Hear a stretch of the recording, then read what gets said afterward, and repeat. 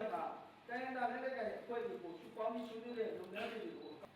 ငင်းနေတဲ့ပြည်စမှာနိုင်ငံရေးဆွေးနွေးပွဲတွေကိုဒီဘောက်ကိုပြီးခါတယ်ချင်းတဲ့ခါရတဲ့ဒီအဆက်ဒီနိုင်လေးကို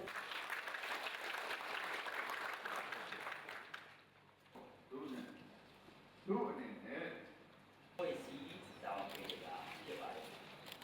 အဲ့ဒီမှာဒီကျွန်တော်လုံလုံသက်တာဘာလို့ပြောလဲ ရှိမှန်းတယ်နိုင်ငံလုံးဖြစ်တဲ့ခိုင်မှုရစေဝတ်ဆိုင်ကြတာလည်းဆိုတဲ့အကြောင်းပဲပြောကြတယ်ဟုတ်ပါတာသွားလိမ့်မယ်အဲ့ဒီချိန်ကျရင် process ကအတစ်ဖြစ်သွားမှာ နောက်ကျွန်တော်တို့နိုင်ငံမှာတော့ဒီတိုင်းရင်းသားတွေနဲ့ဖြစ်နေတဲ့ဒီလက်နက်ကင်ပဋိပက္ခကိုမဖြေရှင်းနိုင်ရင်ကျွန်တော်တို့နိုင်ငံအေးချမ်းဖို့နဲ့တိုးတက်ဖို့ဆိုတာဘယ်လို့မှလုပ်လို့မရဘူးအဲ့တော့ကျွန်တော်တို့နိုင်ငံရဲ့ပြဿနာအရရက်ကိုဖြေရှင်းနိုင်ဖို့ဆိုတဲ့နေရာမှာတော့အဓိကဒီလက်နက်ကင်ပဋိပက္ခကိုပြည်ငြိမ်းအောင်လုပ်ရဖို့ဆိုတဲ့ဟာကတော့အဓိကအကျဆုံးဖြစ်တယ် ဒီဝေကနေပေါ့လေဒါဒီကနေ့ဒီ ဘက်ကောင်းဆောင်တွေရှိတယ်ဒီဟာကိုတကယ်ကျွန်တော်တို့သွားနိုင်ဖို့ clashes going forward. What is your view?